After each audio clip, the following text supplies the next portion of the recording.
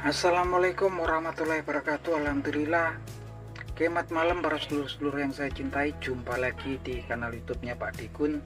Oke para sedulur, 5 hari penuh ya, dari tanggal 10 sampai dengan tanggal 15, saya sebagai seorang fans berat daripada timnas sepak bola Indonesia atau timnas Garuda, menunggu-nunggu laga timnas kita melawan timnas Cina gitu kan. Sangat antusias sekali ya saya menunggu pertandingan yang berlangsung tadi ya teman-teman. Tapi begitu lihat starting line up-nya ketika laga akan dimulai, langsung sepertinya saya lemes badan saya teman-teman. Kenapa? Karena memang formasinya memang sepertinya di laga-laga krusial saya nggak ngerti taktik daripada pelatih yang mungkin lebih tahu dari kita semua ya. Saya juga heran kemudian pelatih malah justru memasukkan pemain wajah-wajah baru yang kemarin-kemarin juga ketika timnas kita berhadapan dengan Australia, Arab Saudi dan Bahrain memang udah solid. Ini seperti kesannya nggak ngerti saya, mungkin ramuan baru memasukkan wajah-wajah baru yang kemarin-kemarin di 3 laga terakhir nggak keluar sebagai starting line up ya, yaitu di sisi fullback kiri ada Sain Patinama, kemudian di fullback kanan ada Asnawi Mangku Alam Bahar dan juga ada Witan Sulaiman ya, yang lagi-lagi jadi starting line up yang memang sebetulnya saya agak lemes ketika lihatnya, karena memang prinsipnya kan kalau kita lihat di persepak-bolaan internasional, klub-klub itu selalu ada prinsipnya memang, yaitu don't change the winning team. Jangan pernah kalian mengubah formasi susunan pemain dari tim yang sudah berhasil menang gitu kan. Walaupun kita belum berhasil menang, tapi dalam artian bisa sukses ya menghadapi tim-tim sekelas Australia, kemudian Saudi Arabia, dan terakhir jumpa Bahrain gitu kan.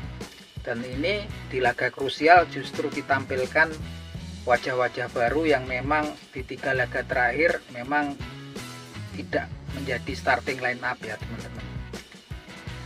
Dan kita bisa lihat memang kemudian khusus untuk Mas Asnawi Mangku Alam banyak melakukan kehilangan bola ya, ataupun blunder-blunder ya, betul-betul kehilangan bola. Begitu pun juga Sain Patinama ya, nggak akurat passingnya. Harapan saya sih kemarin juga kalau yang main tetap Rizky Ridho, Jai Izas, Mesilger, kemudian Sandy Walsh gitu kan, bagian lini belakang, dan harapan saya di winger kiri ya Eliano Reinders ya. Harapan kita Eliano Reinders, Orat Mangun, dan tetap Rafael Struijk di tengah, tetap Ivar Jenner dan Tom Hai. Saya nggak ngerti kemudian Tom Hai justru tidak jadi starting line up ya gitu kan. Begitupun juga Eliano Reinders. Yaitu semua balik pada pelatih timnas kita yang memang udah diberikan kepercayaan oleh PSSI ya. Tapi lagi-lagi saya ngerasa aneh karena memang betul-betul seperti kalau kita lihat-lihat di klub-klub sekelas klub-klub Manchester City, Barcelona, Real Madrid ya, mereka selalu dengan rating pemain yang memang bagus yang tetap dipasang. Dan prinsipnya memang itu ya, don't ever change the winning team. Jangan pernah mengubah formasi tim yang memang udah terbukti kokoh ya ini kan. Apalagi laga ini adalah laga krusial yang memang ada sekitar 70% dari 280 juta penduduk Indonesia yang berharap sangat banyak timnas kita paling tidak bisa menahan imbang, atau kalau mungkin menang ya. Harapan besar yang memang kita harapkan untuk timnas kita kemudian bisa lolos di kualifikasi final Piala Dunia ini di babak keempat, paling nggak lewat playoff gitu kan.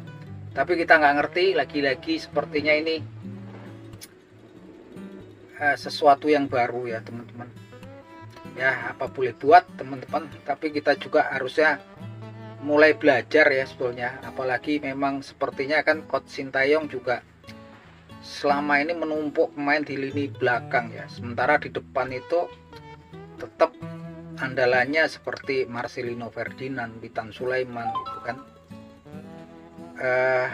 pemain-pemain yang tampaknya memang sebetulnya kalau menurut saya kan pemain-pemain seperti Marcelino Ferdinand ini kan nggak banyak mendapatkan menit bermain di klubnya masing-masing, even mereka main di klub-klub di luar negeri gitu kan. Dan sebetulnya juga banyak sih winger-winger yang sebetulnya kelasnya bagus gitu kan, seperti Ilyas Salhab, kemudian Justin Matteo. Sayang sepertinya memang PSSI juga nggak bisa berbuat banyak, karena untuk pemilihan pemain lagi-lagi semuanya diserahkan pada Sintayong, dan STY sepertinya memang menolak dua pemain tersebut yang memang posisinya sangat dibutuhkan oleh timnas kita sebetulnya ya. Ilyas Salhab ini kan memang dan Justin Matteo.